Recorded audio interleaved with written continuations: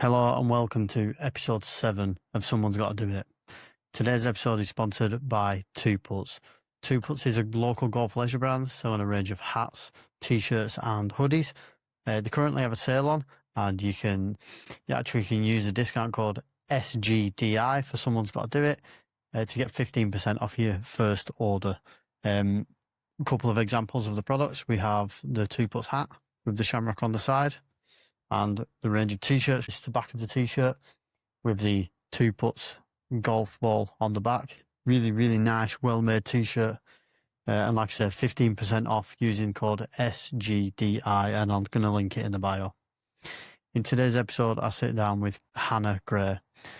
Hannah works in digital marketing, works for herself, and has started the business from the ground up. She's done a few jobs leading up to that and talks about the way she got into each job, how she got into a business now, and juggling work and family life. I really, really enjoyed this episode.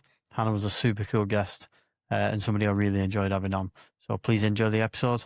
Let's get into it. Hello and welcome to Someone's Gotta Do It with me, Callan. And today my guest is Hannah Gray. Hello. You okay? Yeah, okay, yeah. I'm going to go straight in, like I always do. So my first question, if someone you know really well was going to describe you to a stranger, complete stranger, someone you never met, what do you think they'd say? So my first thought of that was what a friend described me as years back, which is that I can talk the hind legs off a donkey and sell them back to him. So that's what I thought. But I thought, what do people think about me? So I actually asked a few people. So I've got a 19-year-old daughter. She said fierce. And I was like, I don't know if that's a good or a bad thing. My best friend said the same, that I'm fierce, but for those that I think are deserving of the ferocity. And my husband said chatty. That was all he had. You're in the right place. Yeah. So the way I always build on from that, or lead on from that, is what do you think's happened in your life? So going back to the start now, like your childhood, your upbringing, your schooling, everything, what do you think's happened in your life for you to get to a point where you think that people would describe you in that way? Primary school was all normal. Just went to, I lived in a little village, went to a normal primary school. I don't remember this, but my mum tells me the story that apparently I'd exhausted all the books and all the lessons by about Christmas or something. And they said, well, what are you doing with her now to teach her? And they said, we're just going to put her on the table with all the people who's at the lowest in the class, and she's going to have to bring them on. And I was 6, 7 at the time. So my mum and dad weren't very happy, made the decision to pull me out, and they put me into a private primary school. However, they weren't particularly loaded. So I was the poorest kid at the primary school, but the richest, poshest kid in the local area. So I'd fit in nowhere. I'm ginger, do you know what I mean? So I'd thought this through with my husband at one point, and he was like, the Venn diagrams. Yeah. He was like, you're the intersection in the middle that just gets punched in the face constantly. I was like, yeah, that was basically my childhood. I went to private primary from junior 1, so age 7 or something like that. And then I did a private secondary school, which was interesting because all my friends at home weren't in private. So I saw kind of both sides of that. So that was pretty interesting. But again, like I say, tough because I wasn't a rich kid by any means. So everyone at school was going on the ski trips and things like that. I could never go. They all had the latest kickers and everything like that. I couldn't have them. I had to get the ones in the sale, and got mocked mercilessly for that. So that probably took me down the route that I went down, which was I just decided to become a goth and just went full on that way. And literally, long black leather jacket, white makeup, black lipstick. And I was like, if I can't be in that group, I'm just going to go the exact opposite way. And I made friends anyway with people from that kind of group and stuff. So I hung around with them and just found that identity, and then just stuck to it because it was easier than trying to fit in with something I never could. And that was good fun because we just from about age 15 just kind of went to Manchester loads, and we got drunk and went to heavy metal gigs constantly. So that was good fun. I've met bands like Green Day and all sorts through that who are now still going and stuff, but they were not small, but they were less big than what they are now back then. So, and Bloodhound Gang, I've met them, and do you remember that? Doing the Jonas Club? Yeah, all of. Do you know what? We had that on at work today. Did you? Yeah. So I got to do interesting things because of that. But it was tough. I I got punched in the face by a boy just because he said I was posh, and like, well, I grew up in Rochdale, and that's not like necessarily the nicest place on the planet. So, yeah, that was kind of. I learned to be quite gobby and look after myself, if that makes sense, because I had to in both camps, in both territories. What was your family dynamic early? So like your mum and dad together? Mum and dad together, yeah. Yeah, okay. Yeah, younger sister. We lived like quite out in the countryside as well.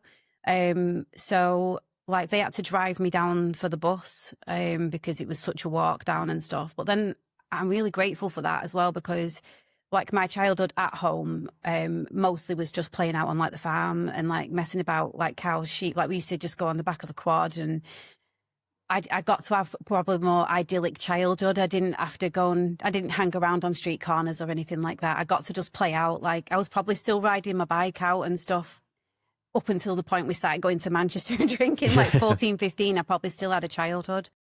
So leaving primary school, so no shit primary school, going into high school, getting into your goth era. Yeah. Leaving high school, what did you want to do? Forensics. Right. Only ever wanted to do forensic science. I wanted to do that from being 11.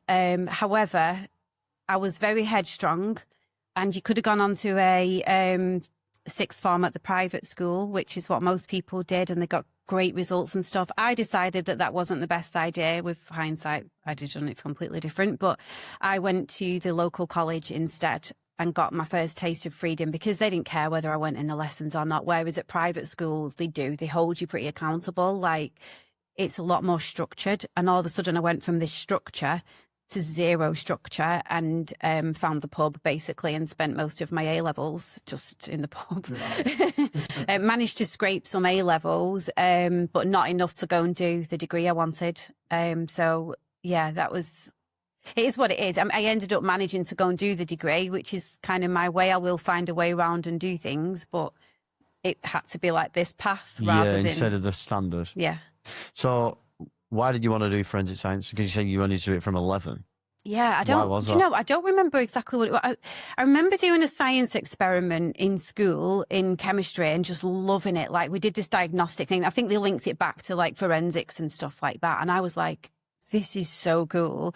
And then started reading more and more and more on it. I think it was very much like the X-Files era as well. And I know they weren't forensics, but like investigating and crime and stuff like that. And I just I remember reading loads about it. And I think like my dad used to get me like kits, and I just found it fascinating that like, it sounds morbid, but like that for a bullet wound, there's only one bullet that can possibly fit it. And like, it's like a lock and a key. And like, how do you, just even... just little simple things. Like I know it sounds really morbid, but like when somebody dies, the blood coagulates. So if that body's moved after death, you know that it's moved position. So like, for example, if someone was killed and lay down, the blood would settle in the bottom half of the body. If that body was then moved and put in a cupboard upright, the blood would stay where it's coagulated. So you know that's not the position they were in, therefore someone's moved it after death. So you could just little things like that. I was just like, this is so cool. Like I had no idea that a body would do that. So how long after standing that up, how long would it need to be laid down for it to... It's not a long time, and you know what, I wouldn't want to quote it because I wouldn't want to get it wrong, but it's not that long. And there's loads of cool stuff like that, like a fly cycle. So that's another way of dating how long it is, because flies will set in and become maggots and all of that. So you can tell by the fly cycle how long someone's been dead. And one of the ones that really got me, where I was like, I want to do this, I think it was in America, but I believe it was a girl that was killed, and they never found a body, but the amount of blood on the floor and obviously the same DNA, etc. So you could tell it was just from one body. Nobody could survive that amount of blood loss. Therefore, whoever that blood belonged to must be dead. And it was the first case in America, I'm sure it was America, that got tried for murder. They knew who'd done it. They found like all the evidence on him and on blah, blah, blah, blah. So they managed to try him and convict him. And it was the first case without a body, but based on the forensic evidence. Wow. And I just thought the application of like science and justice, it just fascinated me basically. So going into your A-levels, what A-levels did you have to do for biology, chemistry. I did one called science for public understanding, which was like an AS level, because that was like what you did at that point. And then I just did English language. I don't remember why I put that one in. I think it was a break from the science. I think they advised me to do one that was like a little off the science, which I actually loved doing English language anyway. So, yeah, I did those for A level. So, not getting the results that you wanted. Yeah. What was the plan from there? So I met a boyfriend. I met a boy, and he worked in pubs at the time. I was doing like a side job in pubs and stuff like that. So I decided to take a year out and basically went and lived with him in Wigan, of all places, and lived in pubs and basically started there. But then he started like doing these pub openings when the company he worked for opened a new one. So I went along with him and helped him doing these openings. Which kind of came in later on in my career with marketing. But yeah, I just basically worked in pubs for a year. That relationship grew stale. I mean, you was like 18, 19. They often do, don't they, at that age? And I decided I did want to go to uni. So I managed to get on like a HND that leads into a degree down at the University of Glamorgan down in South Wales. So I went there from the next September after a year out. And what was your plan going to uni? So you go to uni to get a degree to do forensics, to yeah. do your forensics. So you got into your forensics in uni. Yeah. What was the plan then? So just the standard plan, really. Do the degree and then go and try and get work in it. Really, that was the plan. That didn't happen because I loved it. I absolutely loved it. I must say, I loved my degree. I had it's probably one of the top moments of my life being at uni. I loved every single minute of it. Halls. It was like the time of like pound drinks and Wednesday nights. Like you could go out and drink like with 20 quid and just like come home with like £12 change. Do you know what I mean? Like it was that time. Like, and clubs all shut at 2, and I got like that era. I loved uni. In the second year, I came home to see family, friends, all the rest of it. I lived in Rochdale still. The family still lived in Rochdale. We went out in Oldham and unfortunately we got jumped and I got my skull fractured in 2 places. Oh, wow. So that was 8 girls basically, just for no reason, didn't know them, nothing like that. Just attacked us. One hit me in the face with a stiletto shoe and broke my face there. And then I fell back from that and just got a kick in from 8 of them, which fractured my skull across there then as well. So I was not well after that for a while. I couldn't even be around lights, nothing. It took ages to just recover from it, the headaches and things like that. Missed a ton of uni. My parents weren't able to help me financially. I had to work to make up because this is the second year, so you're paying rent. I had to work for that, but then I was getting into debt. I'd been a bit stupid with my student loan. I liked my cars at the time. I was a bit of a girl racer. So I used my student loan to kit out my car. Right. So I remember like the years of like Yeah, that. of Like course. so my boot was full of like subwoofers and like all of that. I had like a Pioneer, like I think it was Pioneer, I forget, but it had dolphins that like went across it and stuff. I loved like my setup, and my setup was worth more than the car kind of thing. That was again a stupid mistake, probably because I wasn't used to freedom and stuff. I was making stupid, but I think you do when you're Of course you do, yeah. big stupid financial mistakes. So I'd have blown it on that. So I had no money. So I started, one of my friends said, there's a bar in town that's recruiting people. You work on the bar, but you get to dance on the bar as well. But it's not like sexy dancing or anything like that. It's like fun dancing, like it's just brilliant. Come and see it. So we went for a night out there. And it was brilliant. Like it was just fun dancing. Like they wore these like check shirts and jeans, so not stripping or nothing like that. And I was like, this is brilliant. I'd love to get paid to like dance. This is amazing. So I thought, right, well, I'll get a job. Before I had the head injury. So I already had the job there. So I'd got a job there. When I had the head injury, I couldn't work because it was in a nightclub and dancing and stuff, and the headaches and stuff were really bad. So I couldn't work for ages. Debts accrued. By the time I could go back to work, I just needed to put the shifts in, and I was missing so much uni. It became so hard. They were really good and like offered solutions, but stuff started developing at work, which led me into marketing, which I loved. And I ended up sort of steering that way, which is probably a bit of a whole other story. But yeah, that sort of started steering me from the forensics basically at that point. I just didn't go back to uni and never finished it. So you never even finished the course? No. Oh, what a shame. Yeah, halfway through the second year. Wow. You know what? Life deals you them cards sometimes. Yeah. I would never change not going to uni. Do you know what I mean? I'd never change it because I've still got friends from it. We're still in touch now. Yeah, I just wouldn't change it. I had the best time, so I don't regret that in the slightest. How long did it take you to recover from your head injury? God, all in all, I think it was about 4 months, something like that, before I got back to work. There was police stuff going on because they arrested the girl that did it, the main girl. So I had court as well for that. Like there was a grievous bodily harm case and stuff like that. So I had court to go back and forth from Cardiff to home. Oh, because it was right. Okay. So yeah, it was back up here. Right, I'm with in you. court up here. Once you recovered from your head injury and you went back to work, when did the marketing then come in?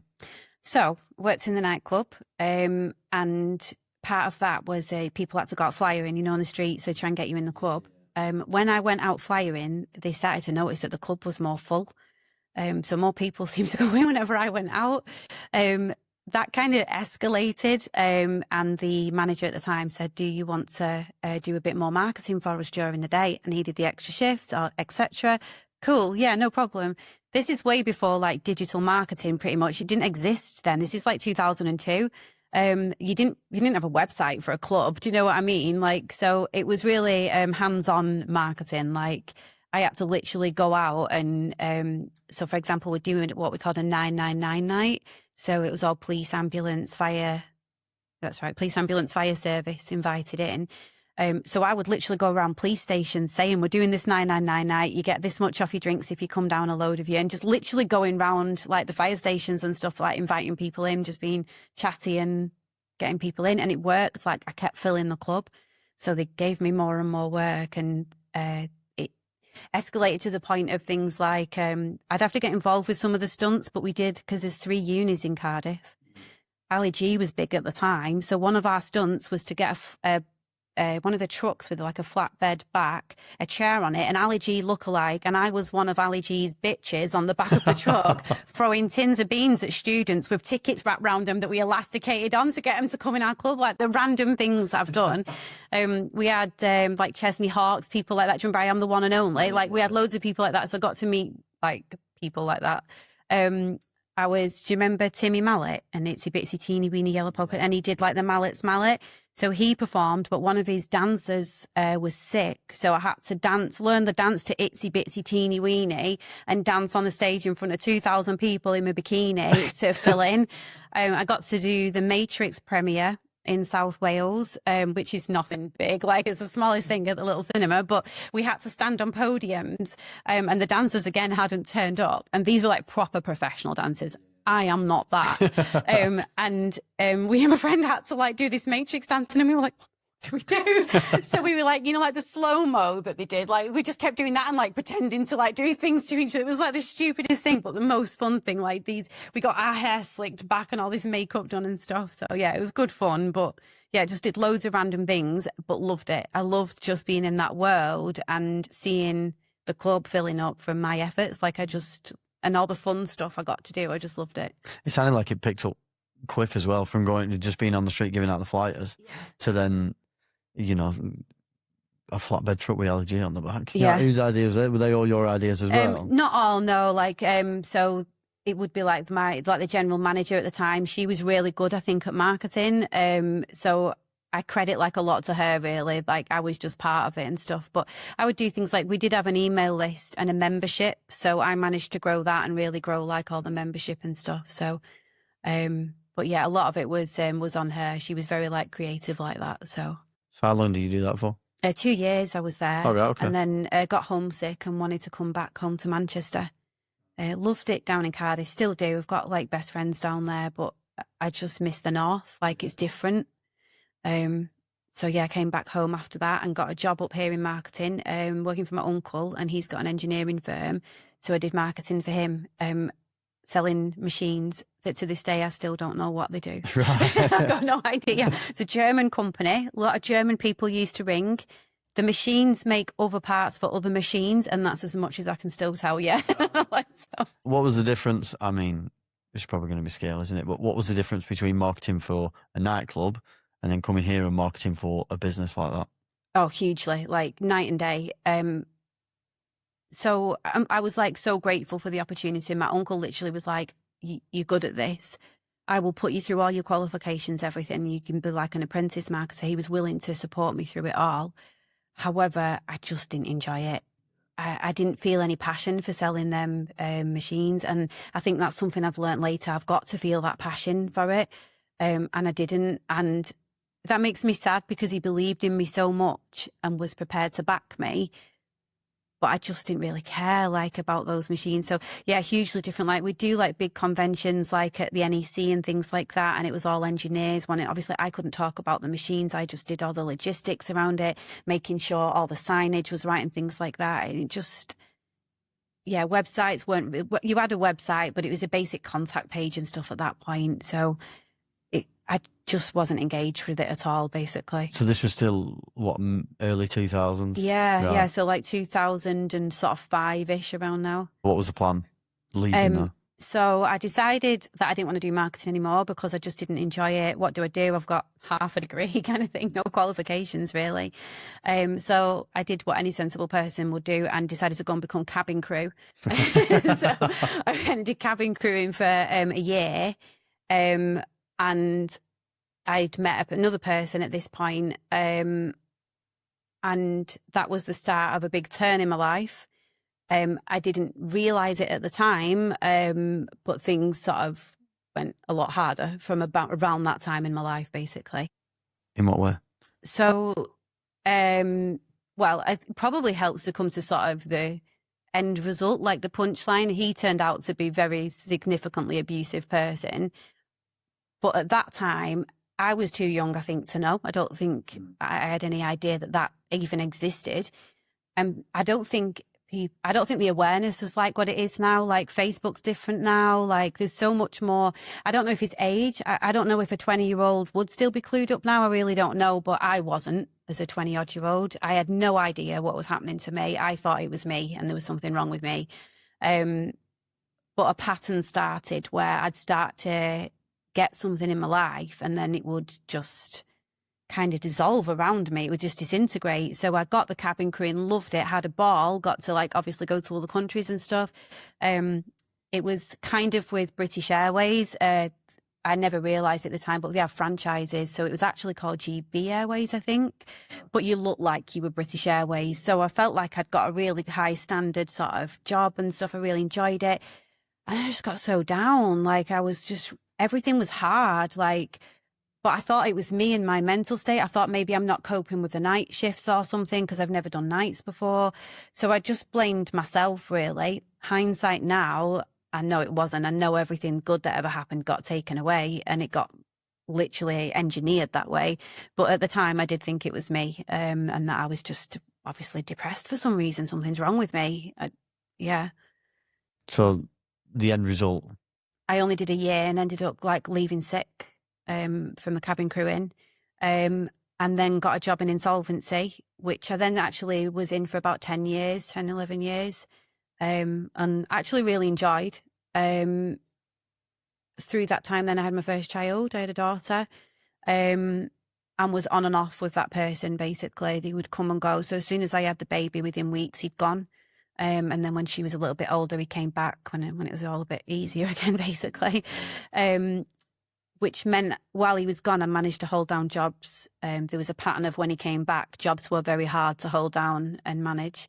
But yeah, I did 3 years with the council, which was the greatest blag of my life, even getting that job. Literally was Googling how to do the job before I went for the interview. Somehow got it.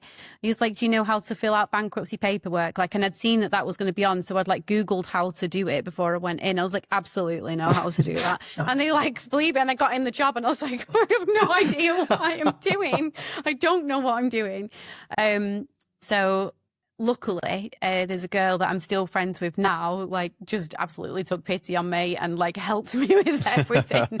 Like she was a solicitor as well. So she was like really dependable for like the help. But yeah, actually really enjoyed it. And even more concerning was that I had to do court representation as part of that job. So I used to go into court defending rent proceedings against council tenants, Which is a whole random thing because it's the council evicting them that then have to rehome them once they've evicted them. So that's a big waste of time and money. How does that work though?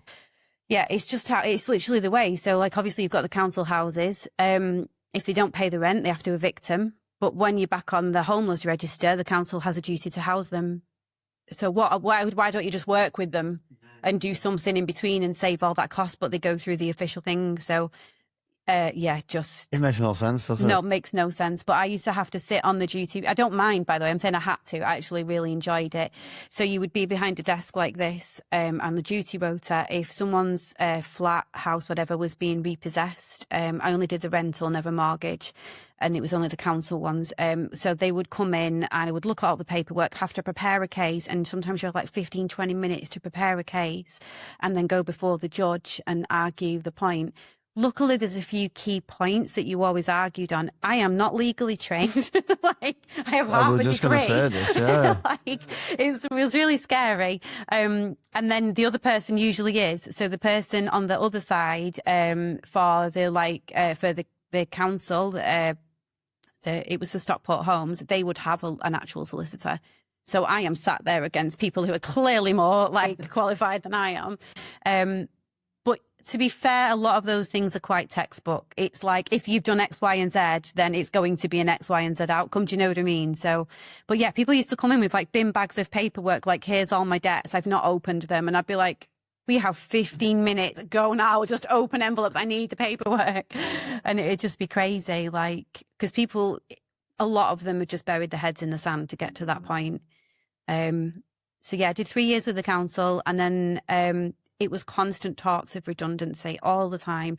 The funny thing is the two really great friends I've got in that job are still there in that job. But I was panicking because at this point I had a young daughter. I'm a single mum on my own. The other talk of redundancy, I was like, I can't have that instability. It's too nerve-wracking constantly. Like, are they going to get any funding? Are they going to get this? Are they going to get that? So I thought, I'm going to go and work in private. The wages are better. So I managed to get a job with a biggish company in insolvency. And I worked with them for years and years and did really well. And managed to get like a manager position with them eventually. Did qualifications, all sorts. I loved it there. It was a hard place to work. It was a very like boys club, very that type of office. Didn't tolerate time off for kids and stuff like that. However, I felt valued for the majority of it, and I did, I felt like I did well in my career there, kind of thing. Forgive me. What's insolvency? So insolvency is when people can't pay the debts, basically the credit cards and stuff like that. So typically then they go into a solution, which is either debt management, where you pay it all off over a certain amount of time, an IVA, which is, have you ever seen it where they say like you can pay it off in 5 years and the rest gets written off? So it's government solution, but that's what I feel like I'm at work now. But you can do that, or bankruptcy. And then Scotland has slightly different solutions, but similar enough. Like they're kind of the same. But yeah, just a way to get out your debt and to get back to an even keel again, basically. So if you're insolvent, it means you can't pay your debts anymore. So like businesses obviously can be insolvent, and that's corporate insolvency. I was in personal insolvency, which is just individuals that can't pay like loans, credit cards, mortgage anymore. You see all sorts with that. Like, I remember a woman who had like 5 kids and one was really disabled. So they built, I think they had like a conservatory. So they converted it into like a bedroom for the disabled child, because as the child grew, she couldn't carry the child upstairs to bathe her and stuff. And then literally one day her husband walked out and she never heard from him again, ever. So she couldn't service all the like secured loans and everything she'd done to build this. She was on her own. I think she was a nurse. Can just be that. You know what I mean? It's not always people going spending money on frivolous things. It can just be a change of circumstances and you're screwed. You're done. So that's probably where my gobby side used to come in, because for people like that, I'd try and get it written off. I'd go back to the lenders and be like, look, this is a crap deal she's had. Please, can you write these debts off and just give her, and, see if you'd get somewhere the kids were dying. And so, do you know what I mean? I remember a homeless guy coming in and he was like, I need to sort my debts out. I was like, we can park your debts. You need a house. Like, no one can come after you. You have no assets. And he was like, he was the nicest guy. He even invited me out for a coffee. He asked me out on a date. He was like the nicest guy. But I was like, maybe when you're more stable, like revisit this. Like you can't buy me a coffee. You have no money. I've just looked at your finances. But yeah, I saw a lot of life, if that makes sense, through that job. You see a lot, and then it's quite hard because you have to balance the business side of that. Like I ended up managing a team. So I had a team that did the quality assurance for all of that. So we oversaw like thousands and thousands of clients, and you're listening to calls day in, day out. You kind of get a bit of a harder skin from doing a lot of that. So spending 10 years there it must have been a good job, and you must have enjoyed it as well. Yeah. Why leave there? And then was it then you went back to marketing? No, it wasn't. Was it not? Okay. No. So as I say, on and off with the ex-partner at that point. So I'd had a second child, my son. He'd done the usual, left when he was like 7 weeks old. I'd been still holding down that job. I think he probably liked me having that job because it was good pay. And then he got to work part-time only because I was earning, and I worked for my money. I did go to the gym, I will say that. So I used to leave at about 5 so that they had a gym on site. So I could do the gym before work, do the day in the office, and I'd get home about 7. So I never saw my kids. It was awful, really. So it suited him, I think. So he didn't really complain about that job. Had my son. He left. He come back. I don't know what then. Maybe it was because my son needed to go to nursery, and the nursery fees I think they were like $1,300 or something a month, like ridiculous. So probably the money then, I think he might have had to go back full time or something like that. So then it didn't work anymore for him. He wasn't happy. There'd been a bit of trouble at work with my manager, and I'd got pulled into it a bit.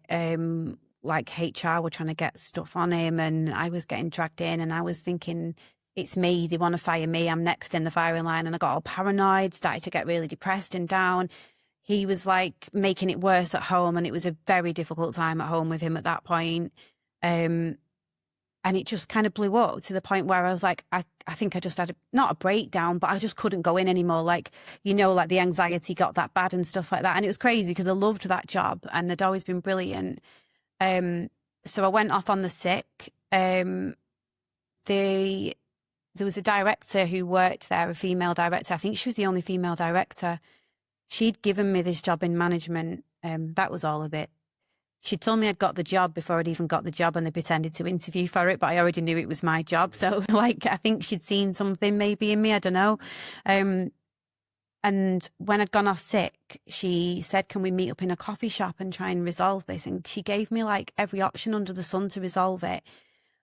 And my head was that gone. I was like, she's just trying to trick me to get me back. I was like that paranoid, thinking she's just trying to get me. Again, hindsight, I know everything it was planted in me that he'd made me think I was that bad about, you know what I mean? That everyone's trying to get me because I'm that bad a person. But actually looking back, I don't think she was. I think she was genuinely trying to help me and give me my job back and help me back into work.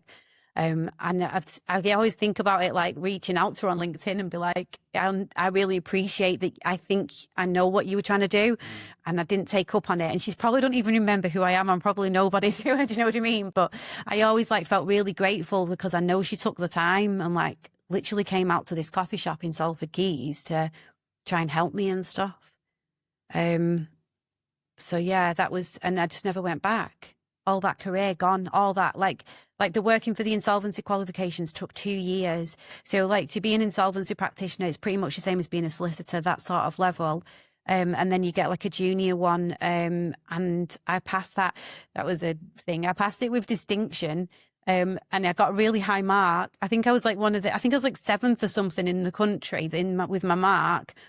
Only another girl in the bloody place I work in the same like cohort got the top one in the entire country. So the company like proper celebrated her. She got invited to like this big swanky party in London. I just like got jack shit. I did good as well. Yeah. Yeah, I was like, I've done quite well here.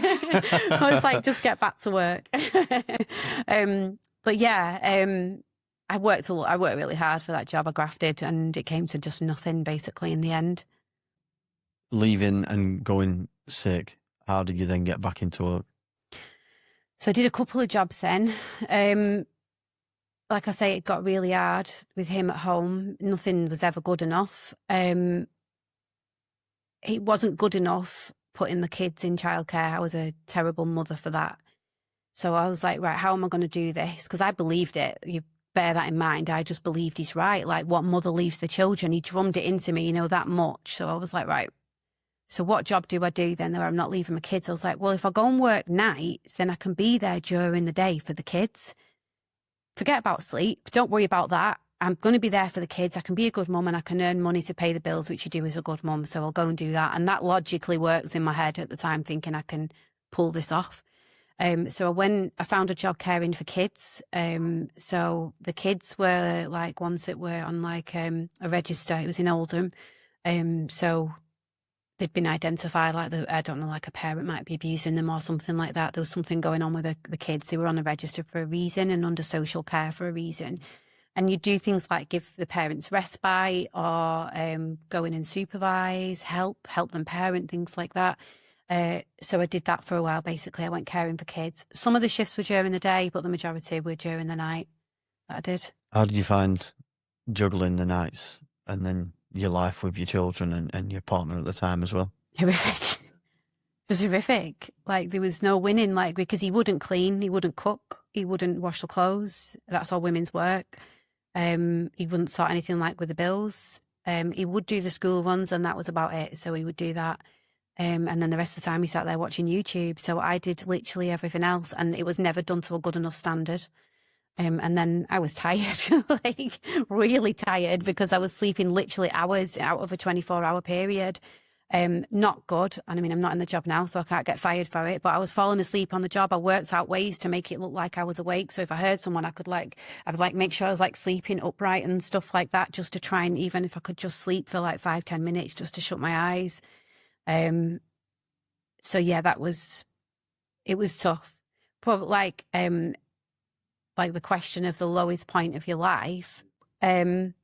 It's probably not the lowest point of my life, but lowest point in jobs, because some of the homes you were in, those children were under the protection of care for a reason.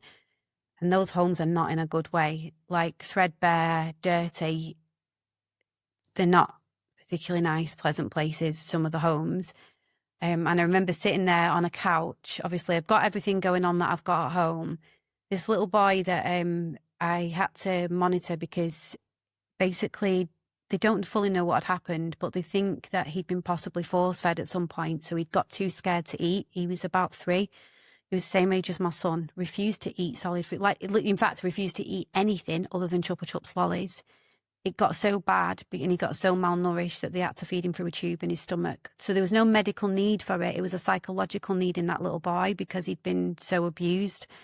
So you had to go in and like you got nurse training and stuff to check the tubes and change tubes and things like that. So you had to help with that.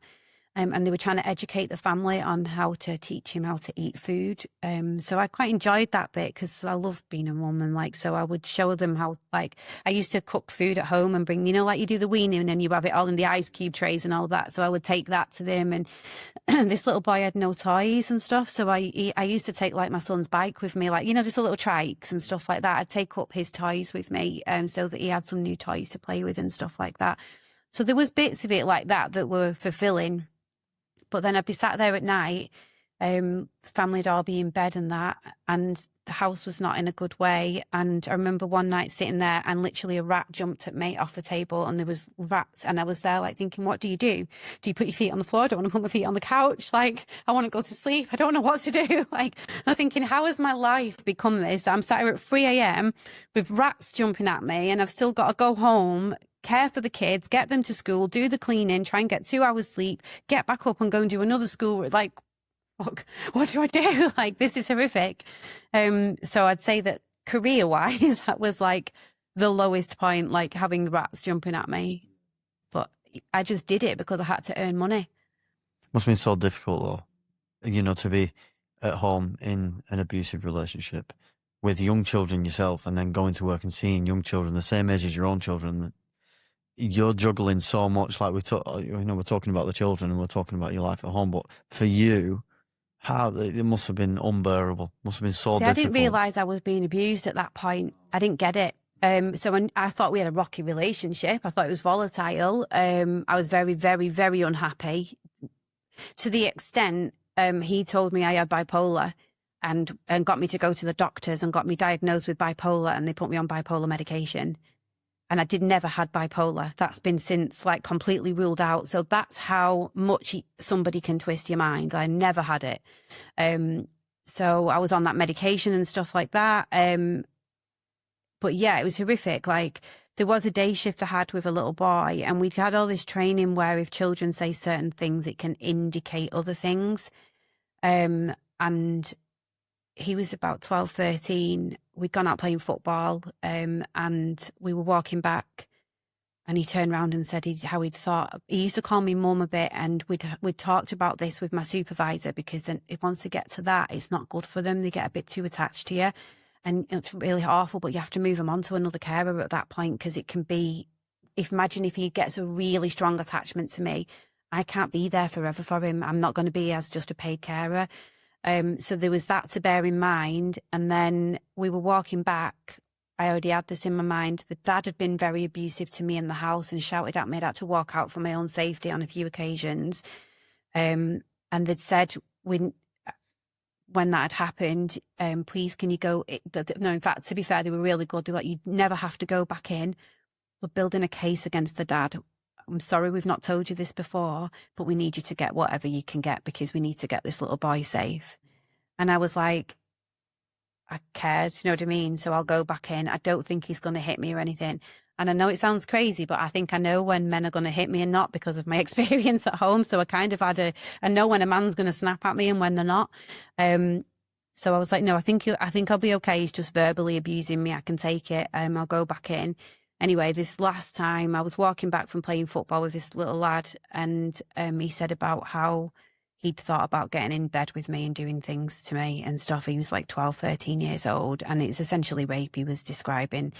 And then my heart sank, because I thought, I know I'm going to have to tell the office, and I know I'm never going to be able to see you ever again, and it's not your fault. And if you're telling me that, usually that means there's been some sexual abuse as well. I was just like,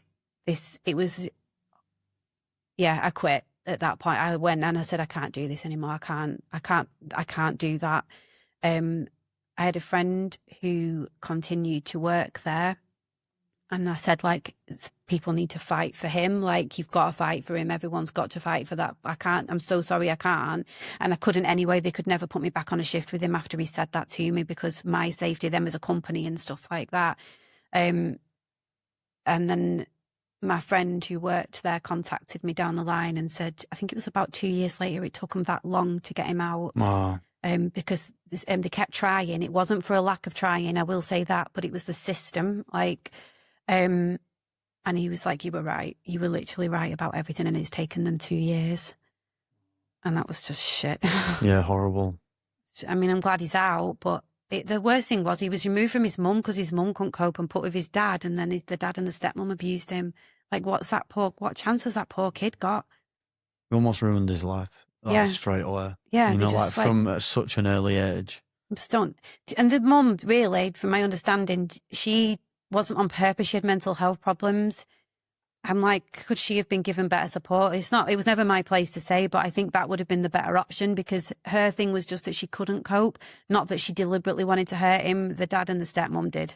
They had intent, and he was put with people with intent. Oh.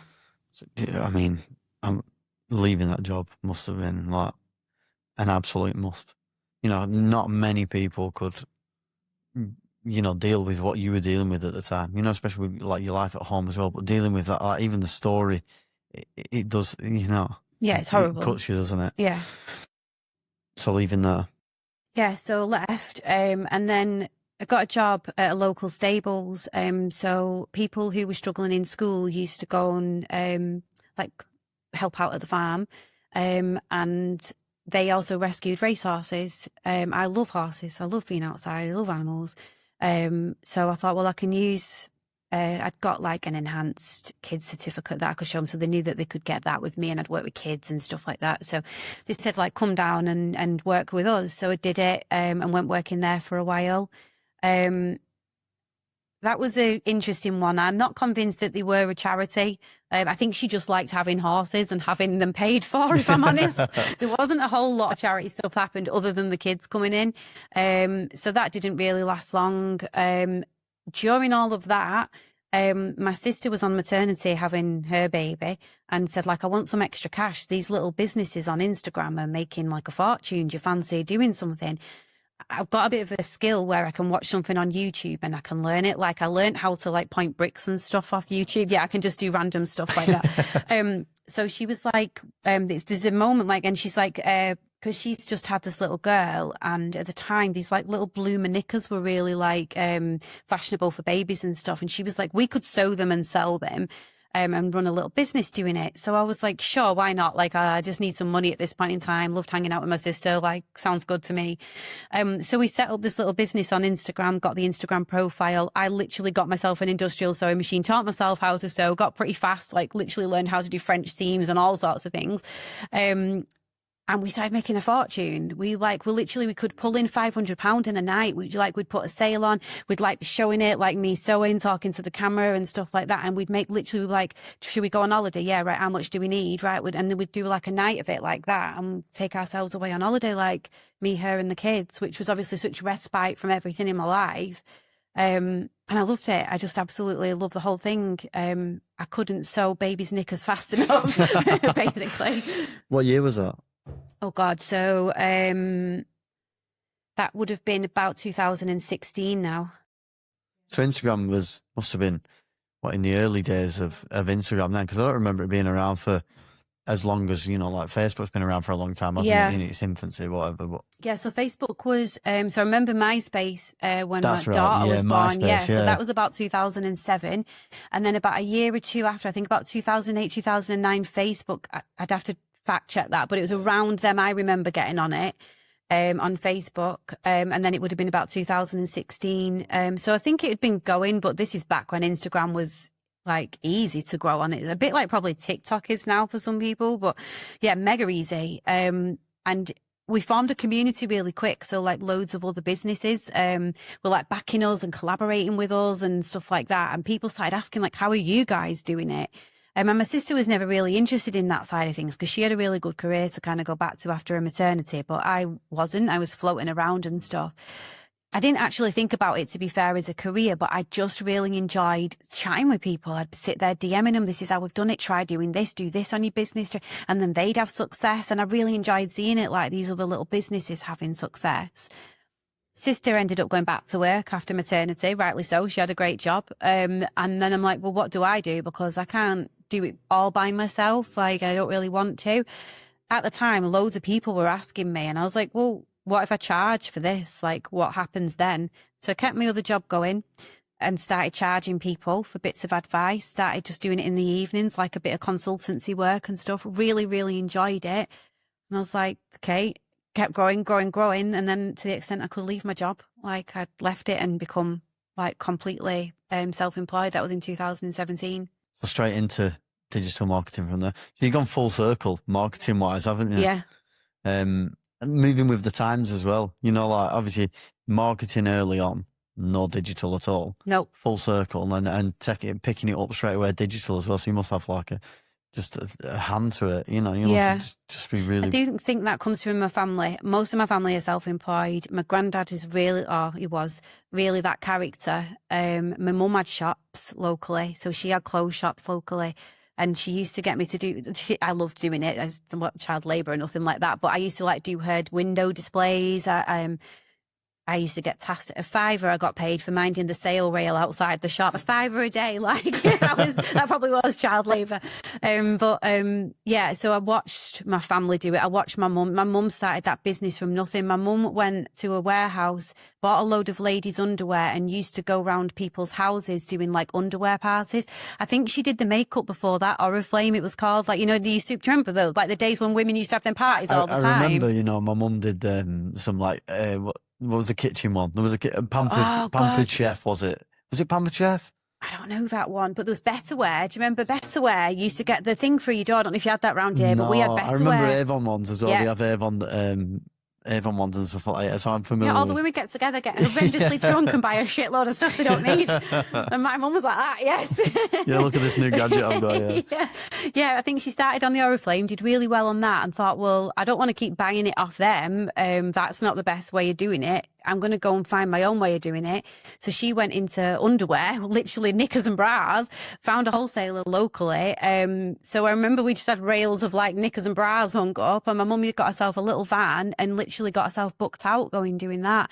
And then from there, she got a first shop, second shop, and got 3 shops. So I think I've seen it like that through my family and stuff, like, and I think it probably runs in us. Like, I think given that the majority, I think more than 50% of my family is self-employed. Even now I work with my cousin, he's self-employed, so, and doing the same sort of job. My other cousin's like doing the same job in marketing. So I think it's just in us. So this was 2017 was the birth of your Yeah, digital where I am marketing now, career. yeah. So what's your career? What's your business? So as of this year, I've got an agency with a team of 7. It's like escalated. But up until I have tried to have a team before. That's been one of the hardest things about the business. I could never quite get the team right. That's been the struggle, my biggest struggle throughout the whole time since 2017 in terms of that.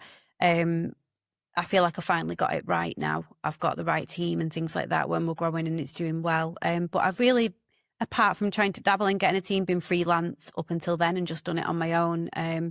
AI came out, I used that to help. But yeah, that's where we're at. We've got, I think, about 20 clients now. Some obviously short-term work, but yeah, about 20 clients at the minute. I'm just going to go back a little bit, if Yeah. that's okay. The relationship you was in. Yep.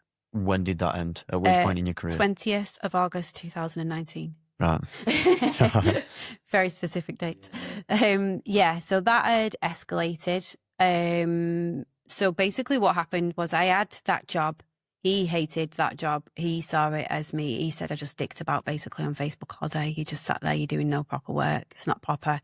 His family said the same, like his mum would say the same, when are you going to go and get a proper job? And I'm like, but I'm paying the bills, like, and I'm at home with the kids. This is everything he's always ever wanted from me.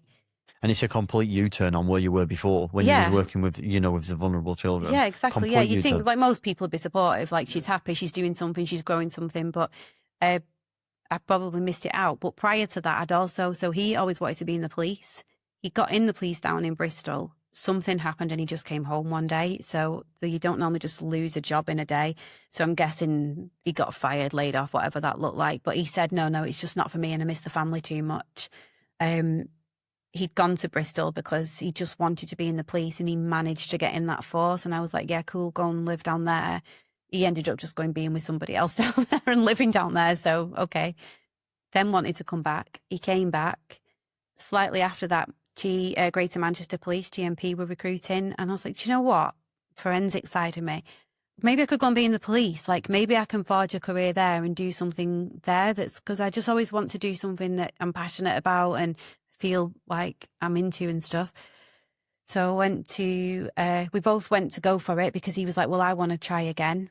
He didn't get in. I went through it all and got in to GMP. It came to like, here's your training rota. This is what it's going to look like. These are the shifts you're going to have. And he was like, well, I'm not having the kids. And I was like, well, what do you mean? Like, you must have known that all the way through this, that we were going to have to juggle this and childcare and stuff. Like, what else are you doing at 6 a.m. in the morning? Why can't you have them and take them to nursery? No, I'm not doing it. You want the job, you sort it out. So I was like, well, I can't. So I spoke to GMP, is there any way around this? Like, I've got no childcare. And they were like, no, sorry, it's the training is the training. After 2 years, you might be able to get a post where we can do it. But for the first 2 years, there's no leeway. So I was like, well, I just can't do it then. I had to just give up doing it. And I'd gone through all of that to get in as well, all the interviews, dead proud of myself, got all the way through, but couldn't do it. Anyway, the marketing came, and it's 2017, and that all took off. He hated it. My biggest supporter was my daughter at the time. So she was like 10 at the time. And it was the time where like lives were really like everyone did a live and you did questions on the live and stuff. And it got that popular that I figured out that, and me trying to multitask, I try and like, I'm like the most efficient person on the planet. I'd get 2 phones on the go. So one was on live on Facebook, one was on like live on Instagram, and then I'd be recording it for like content for down the line. And she was asking me questions that were coming in from the chat. So she was monitoring the chat coming in on like another device, going, right, this is the next question. And my little 10-year-old daughter's just there, like helping me, like sat across the table like this, just like helping me do everything. So I always said, like, you were the one that like got it going with me, like doing everything with me. Yeah. We then, like I say, he never liked the job. We lived at the house we lived at the time in a house that was just in my name, a rented house. We decided to purchase a house. I just thought it was all going to be fine. We've now got this beautiful Victorian home. Fantastic. What a great place for the kids. It was a beautiful house. Everything. I always wanted to do up a house, an old Victorian home, and it was gorgeous. Like all these original features and things like that. I was like, this is dream come true. This self-employment going well, like moving into this house. Knew the relationship wasn't right, but I just kept telling myself, oh, maybe, when we move, the pressure will be off. And I just kept trying to, it's me. If I get better at this, or I don't wind him up as much, or if I do this, then it'll get better. Because I was self-employed and newly self-employed, I'd only been sort of 18 months or so in when, in fact, not even that, like 12 months in when we moved, the whole mortgage went into his name. So I didn't think much of it, like, be fine. He's not going to, what's the worst that can happen? You'd think I would have known, but no. It just shows the power of abuse, though, doesn't it, as well? Yeah. Like in the mindset you must have been in at the time. Because telling the story from the outside, and it's like, you can see what's coming. You know what I mean? Yeah. So it just shows how powerful that must have been. So we moved in, and almost instantly, like literally overnight, it escalated to, like, I can talk about it, but I don't sort of recall myself being in it. It's like I'm watching myself. It's not real to me at all. I think I don't think my brain will ever. I don't think any amount of therapy would make my brain connect back to the place I ended up in at that point. So we moved in the November. I think by the February, I was sleeping on a dirty mattress. I wasn't allowed to eat. I had no money left. If I wasn't really allowed to go out, I was only allowed to do the school runs by that point. Just everything was controlled. I couldn't wear what I wanted to wear. It was just, I didn't recognize my life at all at that point. Like everything had been taken from me, stripped away. I was literally managing to find like old Christmas crackers in the back of the cupboard to eat and things like that by that point. I tried to get away from him, sort of physically. And the only way to do that was I said, I'm going to sleep in the dining room because it was the only sort of spare place to sleep. So he said, we had a really dirty old mattress that had been left in the garage for ages. So he was like, well, you'll just have to sleep on that. And that was it. I just had to get that out the garage and sleep on that on the floor of like the dining room, move the table to the side and sort of made myself a little bedroom, if you like, in the dining room. And then just to protect myself, used to every night pile my possessions up against the back of the door to try and keep myself safe. Wow. What used to watch a lot of, is it Outlander? The Scottish programme? Yeah. Is it called Outlander? I think I know which one you mean. I can't recall. Yeah, but I used to literally just binge watch that on my laptop. He didn't let me have the internet. So the internet, he put he changed the password so like I couldn't do my business through that. But I could do it through my phone, but obviously data and stuff. Yeah, it was just... In such a short space of time as well from moving into the house. Yeah. So how did you get out? How did you get out of that?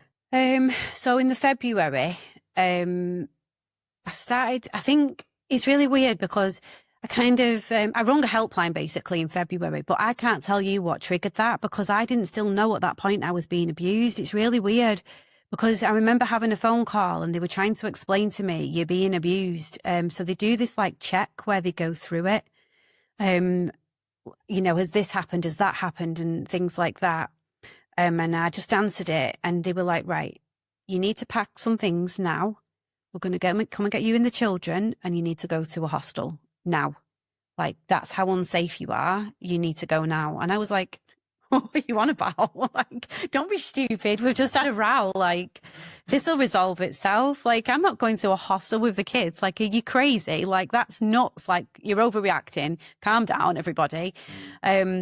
And I was just like mind blown. I couldn't get it, like what they were saying. And they were like, if this happens, what happens next? And it was like going, what's 2 + 2? And you'd be like, 5.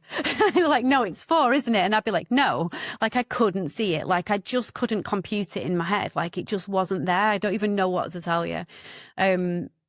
So that was that phone call. Then I remember getting a phone call off social services. I was literally going picking the kids up from school, got a phone call. We've had a referral. We're concerned for your children.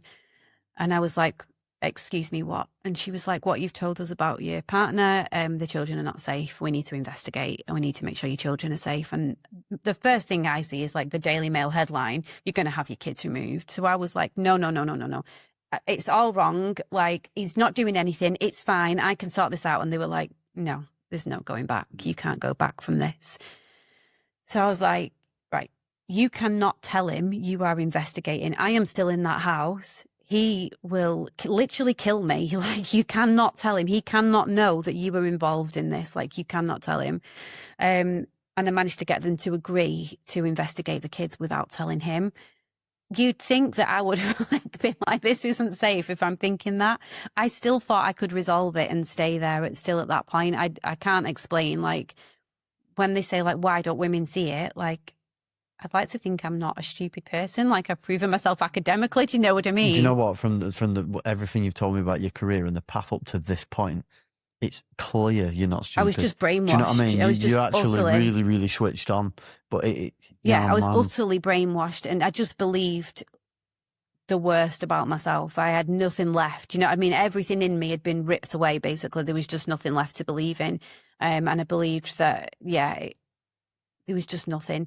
There's so much before that that's like not even, like, all the ways he took things away. Like, so unfortunately I lost my cousin to suicide.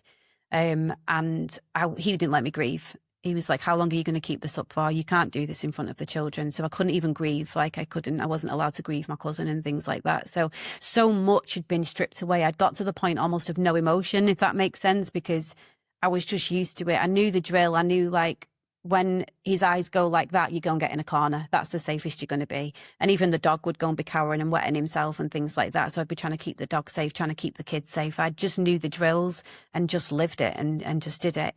It just kept escalating. In February, social services got involved and started investigating for the kids. So they never really left the kids' lives. Managed to sort of placate them, literally lied and said, look, we're all good. He said he's going to treat me better and blah, blah, blah. Like, so they kind of took a bit of a back seat a little bit. I think they were watching through schools and things like that. They never really fully went away. And then it just kept escalating. One of the things that he used to do is quite complicated, but he would accuse you of the thing he was doing. So, for example, he was cheating, therefore you're in trouble for cheating, even though it wasn't. God, do you think where do I have the capacity for that and all of that? Do you know what I mean? But he was like, no, you're cheating. And I'm like, I think he was cheating with a neighbour. I cheated with a dad at school because my son had come home and said, oh, such a body said hi to you today in the playground. And he was like, right, you're having an affair with him. Like, no, I'm not. I'm not. Like, I'm genuinely not. So one day I remember sitting there and he was like, do you know what? We were talking, I was like, look, we need to sort this out. We can't keep going like this. This is miserable. What can we do? And he was like, look, I'm really worried because, you know, I was thinking the other day that you're just going to go into the kitchen with that temper you've got and you're going to go and get a knife and you're going to stab it into my chest. And I was like, it just clicked then. I think all those phone calls where they'd been telling me about the abuse, and it was like that moment, just a light bulb switched on and I was like, he's thought about stabbing me. Like, I'm going to die. Like, if I stay here, he's going to stab me. He's going to kill me. Like, I have to go. But I've got no money because he has stripped everything. I'm paying every bill in this place. I'm not allowed out. I'm not allowed the internet. Like, what do I do? So I had like a small window that was around the July. I started trying to find places to rent secretly when I could, like on school runs and things like that. Trying to squirrel whatever, like I worked my arse off basically trying to squirrel money away and hide it from him. But like, so he didn't know I was working and getting that money in. Like I literally was launching courses, anything I could, just get the money in, get me some money behind me. And he would cycle. So all of a sudden he would just snap. It would like escalate and then a big snap. And then that happened. The cycle came and he did the big snap, which was the day in August, and he snapped. He started going for me and all the rest of it. And something in me just went back to old Hannah. I just went defiant. And part of me likes, obviously I'm fine, I'm out.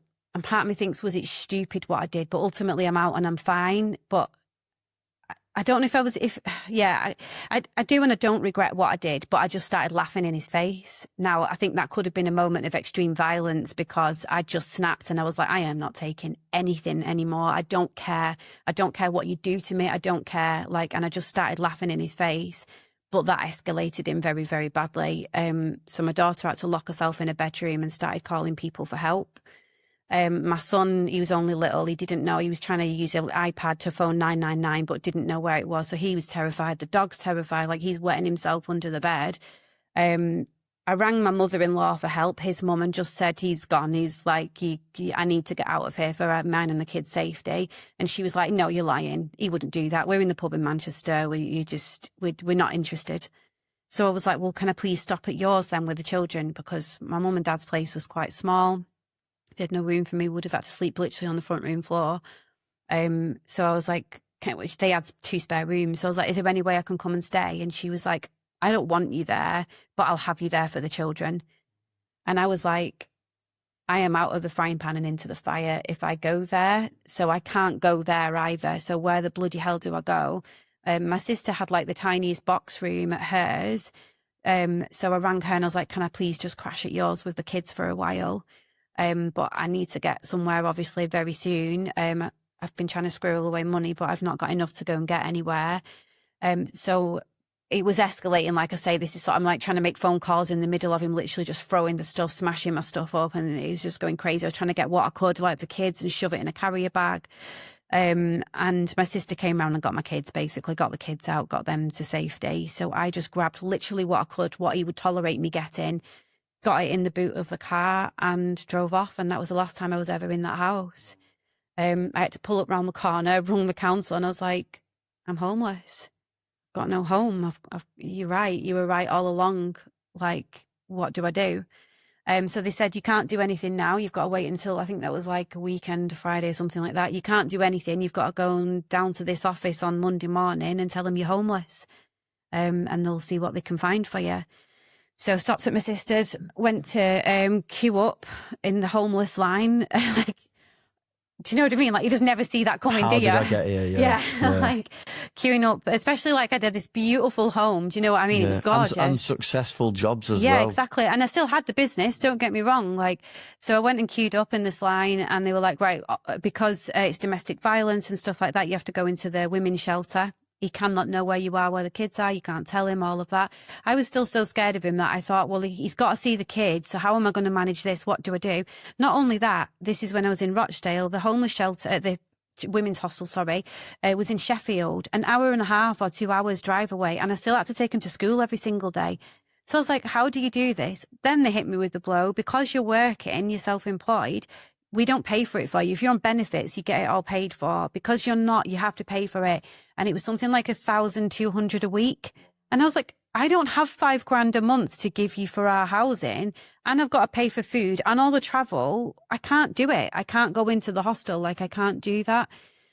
So my best friend down in Cardiff, randomly not from uni, randomly she was a client of the marketing company at the start, and we just got really good friends.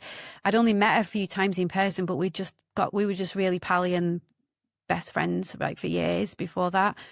She's like, come here, there's a place to stay here. She still lived with her mum at the time. And she was like, there's room here for all of you and the kids, come here and we will look after you. And she knew exactly what I needed. She's literally an angel, that girl. She took us in, and her mum took us in. I was at the point I couldn't make a decision. If you asked me what I wanted for tea, I couldn't answer that question. I would just be like, I don't know. I had no decisions left in me. I'd had so many decisions taken away that I couldn't even tell you that what I wanted to eat. I didn't know the answer to that question. I couldn't do it anymore. Somehow still holding the business down and doing marketing and getting results for people. But in my personal life, I was like, my head was gone. And they basically fixed me and put me back together, her and her mum, bit by bit. It was almost like they had a plan, by the time they'd done with me after a few weeks of living there, they like worked me from, Hannah, do you want like sausages or do you want a burger for tea? And I could answer one of them. Do you know what I mean? And then they worked me up to, they just kept like pushing it, did things with the kids. And we just gave the kids the best summer we could possibly give them after everything that they'd been through.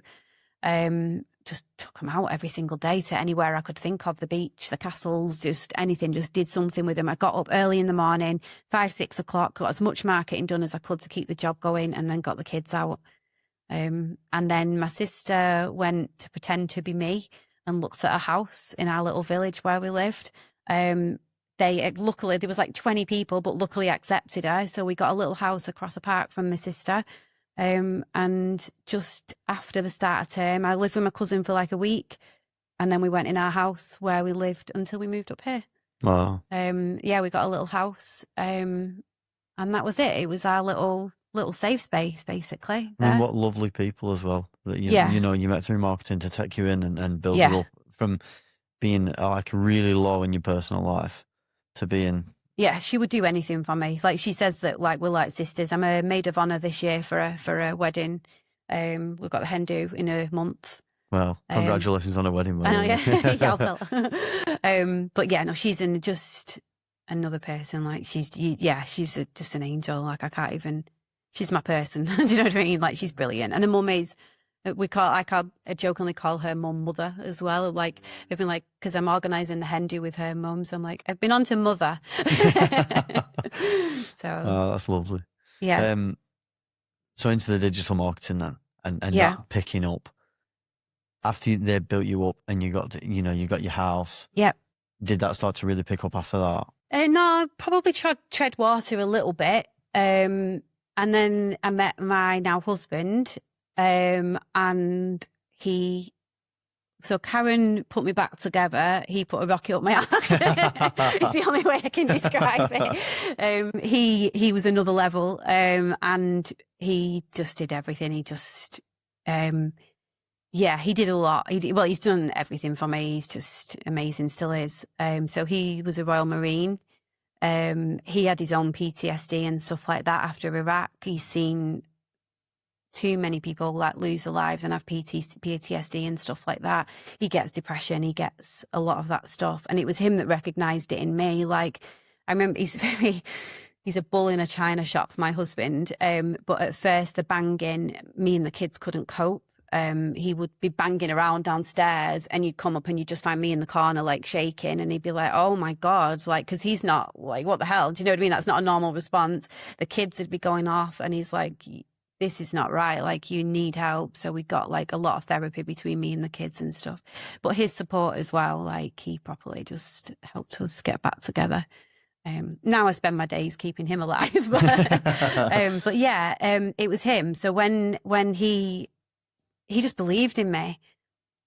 So once I met him, that was it. Then my confidence came back from like what I was before. Met my ex and yeah, it just crazy went. Like he worked away a lot. My husband, before we were married, he worked away a lot and you'd notice a dip.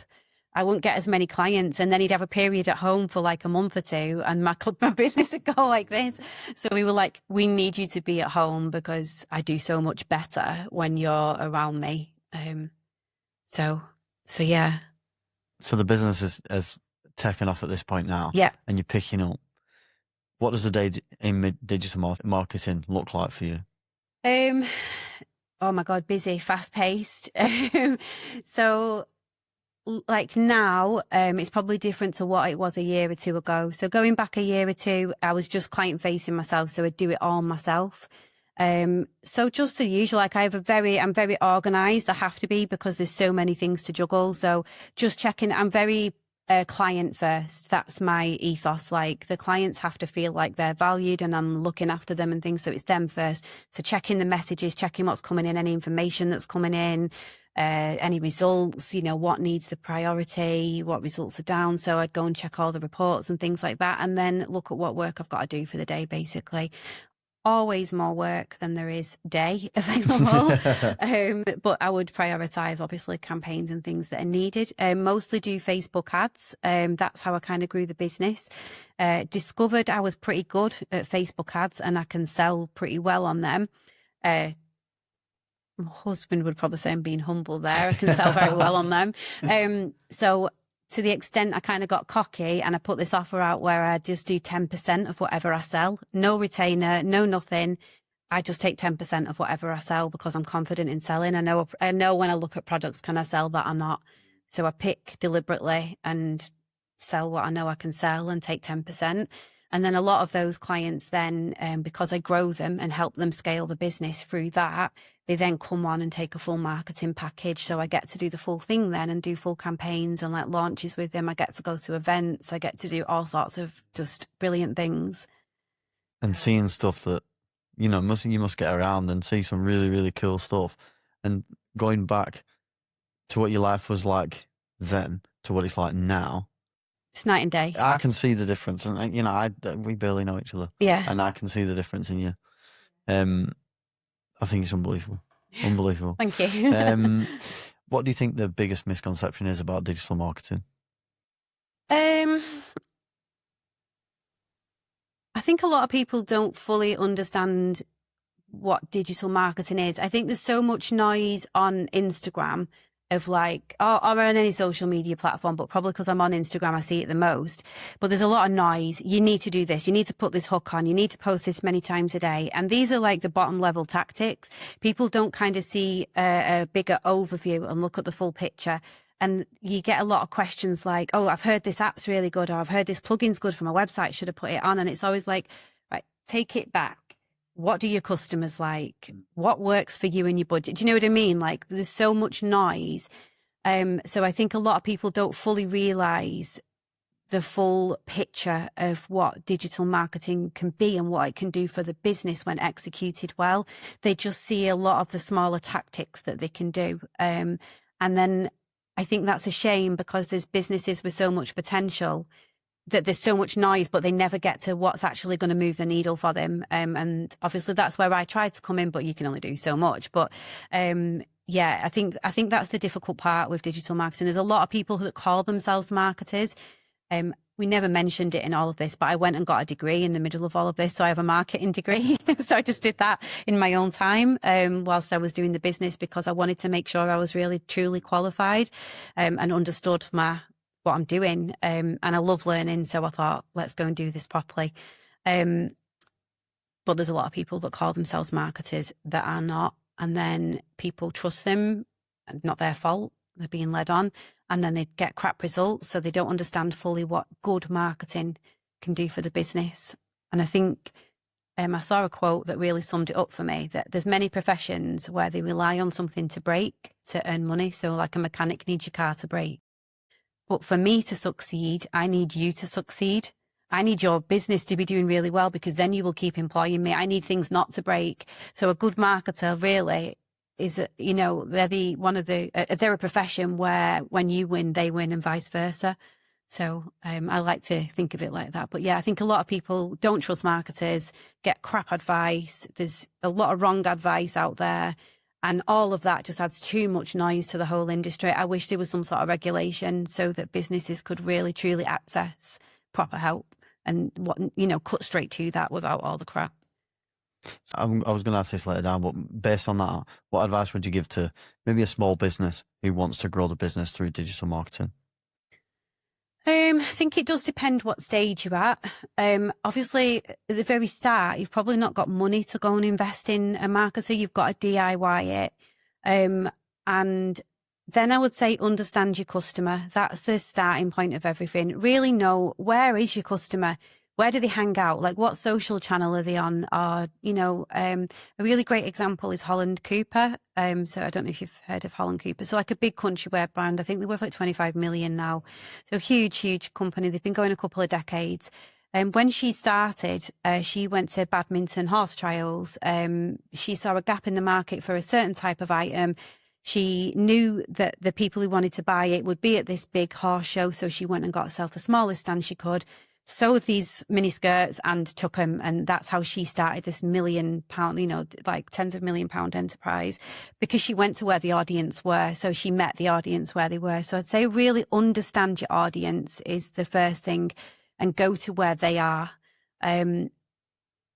Then if you understand that truly, all the noise, you can cut it out. Like, do your audience need you on all them platforms? Do they need 10 posts a week? Well, no, they prefer slower, longer content. That's who your audience is.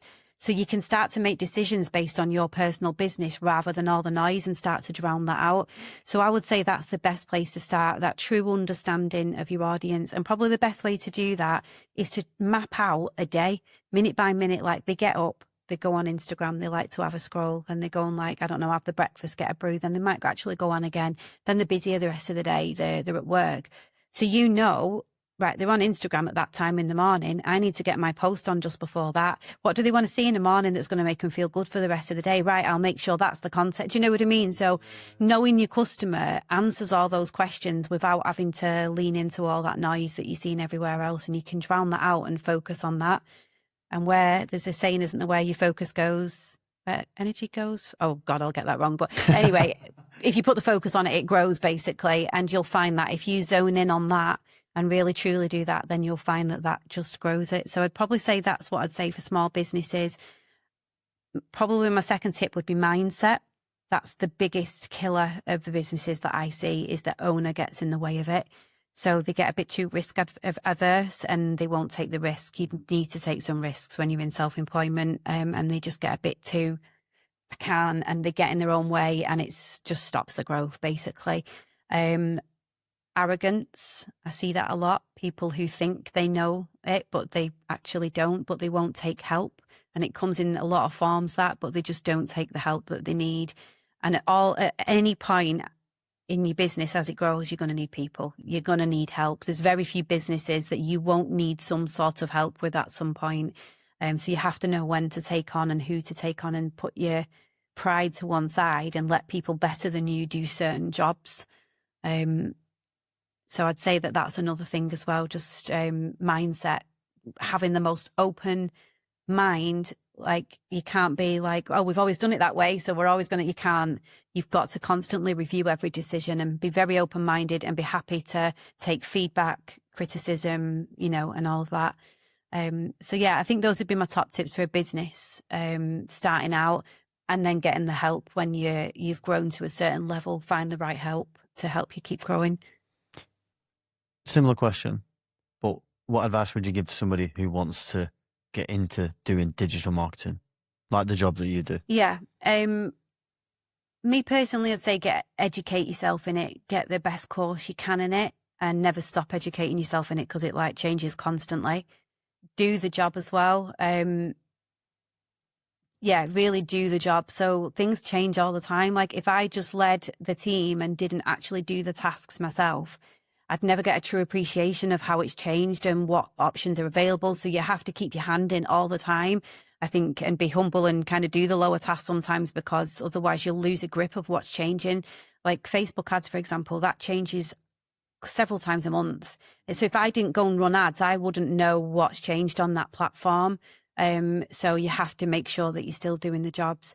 So I'd say that. I think a top tip for me for growth is, and then some people would absolutely argue against this. I know that this is controversial, like nope, you should charge your worth and all of that. Nah, don't do that. Go and get free. I'll work for free, me. I'll if it's something new that I'm just starting. Now I'm quite lucky. I've got businesses in, so I can speak to them and go, right, I've done a new course. I need to practice this. Are you happy to be my case study? So then they're like, yeah, of course. Yeah. Do you know what I mean? Free marketing. And they've seen what I've done before, so they trust me. But even from the starting position, the 10% Facebook ads was quite a good one, because people, if I didn't sell, I didn't get paid. So they kind of just came in on that. But a lot of people I did freebies for, I discounted, I just got my hand in, I just did it. And you'd be surprised, it was like a stone that just started rolling. So I'd say if anybody wants to do it on a self-employment basis rather than getting a job for another company, then do that. Me personally, just work for people for free. Do whatever you can And I found it just picked up from that. Like, I got my hand in, I think the confidence came from me. I could talk about it then on my socials, and it just snowballed from there, basically. So That's like going back to what you said before about taking the risk, isn't it? yeah. You know, the advice you were giving to a business, you're doing yourself as well. So it just makes sense that you would say that. Yeah. What's the highest point in your career now? The highest point in, we talk about the highest point and the most rewarding part of your job, and I want to know what the highest point in your life is as well.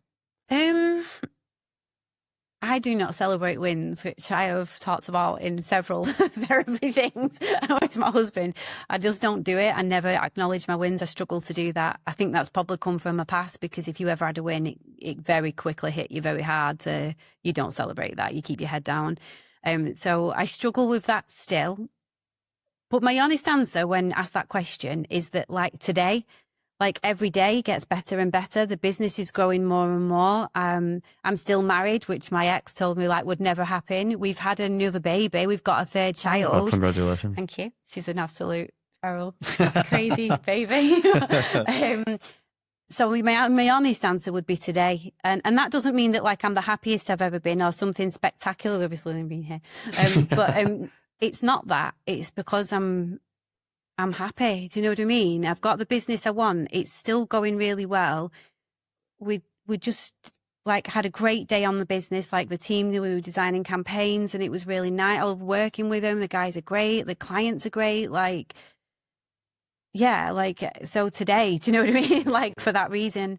I love that answer. I love it because it does show like how far you've come as well, and that you just really enjoy your job. I do. I love it. Yeah, I love it. What type of person do you think it takes to work in digital marketing? Crazy one. I think it's very fast paced. I find that when people come in who maybe are trainees or from a different industry, like, so I had someone come in to tidy up like operations and processes, and it was like, holy shit, because it was so fast. It was like messages coming in and you've got to like have a brain that can multitask and be in many places at once. I'd say that. Why I love it is because it's a blend of data. I love data and numbers and spreadsheets, but then you've got to blend it with creativity. So you see the numbers are down, you need to think of a campaign that's creative and bring that in. So I love that, because any one day, if I've got a more of an analytical head on, which is my science side, obviously, I can go and sit there and just analyze data. If I've got my creative side on, which I love doing, I can literally get my sketch pad and start drawing out ideas and be really like more arty and that side of things. So I'd say that helps. I think a lot of people have specialisms. So you'll get some people who just do data analysis in marketing. You've got some people who just branding, which is the creative side. Me personally, I like to blend them because the two do need to sit together. So I think that does help make a good marketer. Probably an eye for it as well. I do think there's a gut instinct in knowing what sells. That's what I look for when I hire the team. Do they have that gut instinct about how I can sell that or what's going to make that product interesting? There's like just that. I don't think you can train it. It's just something in a person that they can just convince you to want something. See how to do that. You can train many other things, but I don't think you can train that sales instinct. Some people have just got it. What does someone who works in digital marketing do outside of the job? So take the job out of it altogether now. What do you do? What do you like to do? I love horse riding. So go riding and I get owned by ponies on a weekly basis, which is humbling at best. I do a lot outdoors, to be fair. I think that's the husband. Everything we do is got to be death defying or extreme. We can't just go for a walk. It has to be a death hike. You know what I mean? Like, you don't just go swimming. We go to the sea and swim in the sea.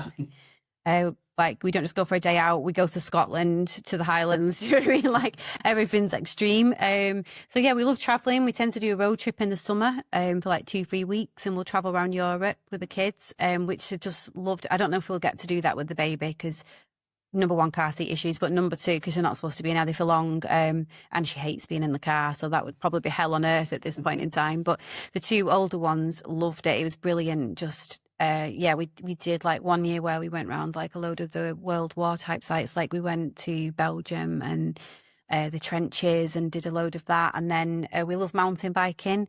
So we took the bikes with us, which was, my husband just enjoys anything I put him through. So we do a road trip. I think we went to 6 countries last time. So that meant 6 different Airbnbs with him taking like all the bikes. So like unloading the car, all the bikes into the Airbnb, 2 nights there, back on the car when we've not even ridden them because we're not at the mountain biking place.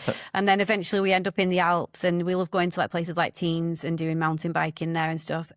Kids don't do it so much. My daughter definitely doesn't. She just likes to sit and like look at wildlife.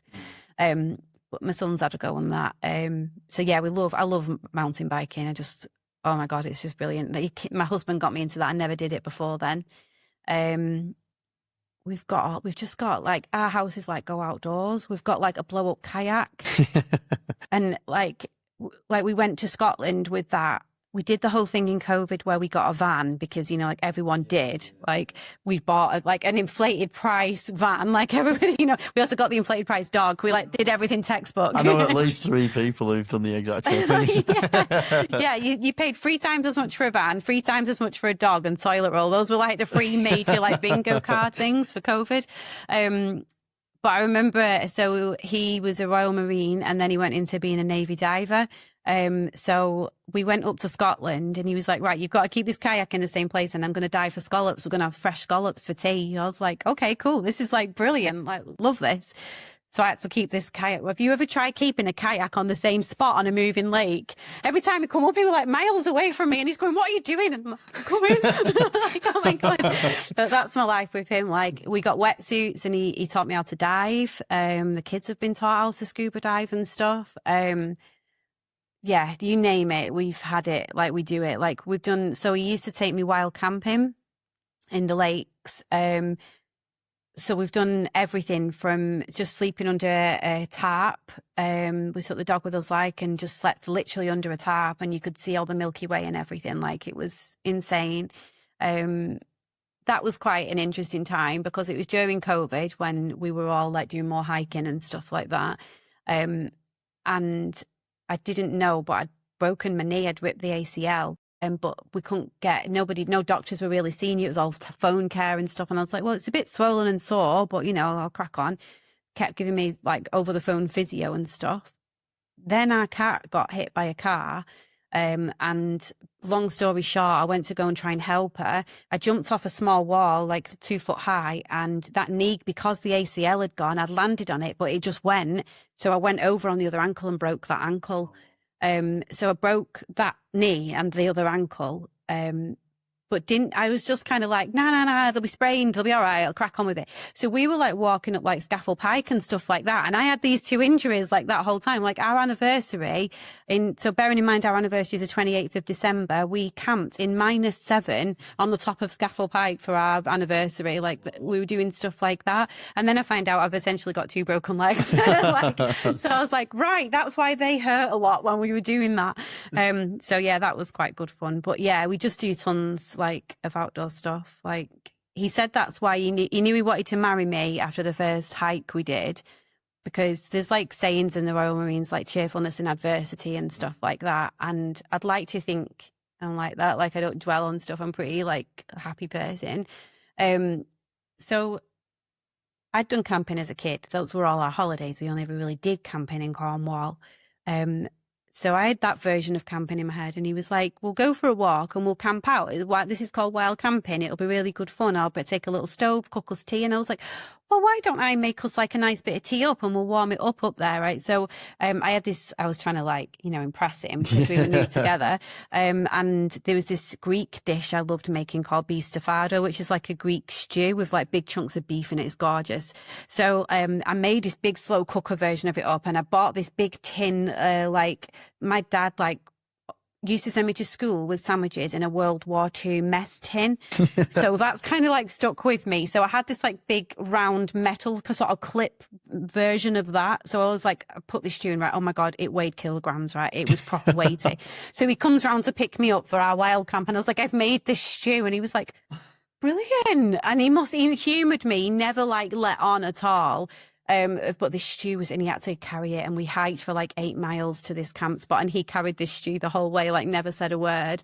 It was only afterwards he was like, like told me like the humour behind it. He's like, I can't believe you made. He's like, you normally take a little ration pack like this to make it like light and stuff, and I was like, oh, sorry, didn't know. But yeah, like that was quite a hard hike for me. Like I didn't know I had all the injuries and stuff like that. I'd never walked that far with that much weight on my back and stuff like that. And I just started singing like songs to myself to get myself like through it. I was like, we'll be fine. I'll just keep singing and it'll be fine. And he said like that was the moment he knew like he just wanted to be with me so that was quite nice. So. Last one. Yep. If the world of digital marketing and every job you've ever done before was Oh no, you can't take them away. Everything, all of that ends tomorrow. You're 16 years old, leaving school.